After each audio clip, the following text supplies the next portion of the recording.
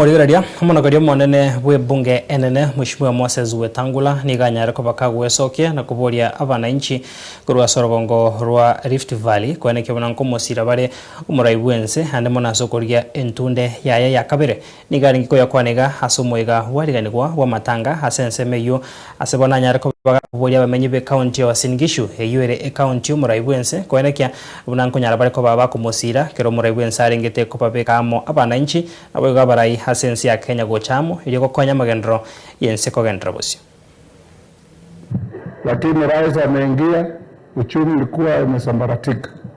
Dola wale hapa mnapeleka watoto ng'ambo ilikuwa 170, sasa ni 128. Mbolea sisi tulikuwa tunanunua huko Bungoma 7,500. Sasa tunanunua 2,500. Tupatie nguvu rais wetu ili 2027 ikuwe rahisi kuliko 2022. Ndiyo aweze sasa kujenga legacy ya Kenya. Akiacha Kenya 2032 muone tofauti, because great men build great monuments of success for wananchi. Na wale hapa Uasin Gishu walikuwa wanasunguka na mzee Raila kama rafiki yangu hapa town anaitwa Menjo.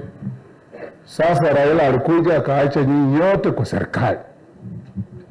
So tuombe hivyo vile aliwaacha, ili tuhakikishe alimleta kwa serikali, akamwacha kwa serikali, mkae kwa serikali. Ni kuwaomba kama jamii ya Wakalenjin, nyinyi ndio foundation ya serikali yetu.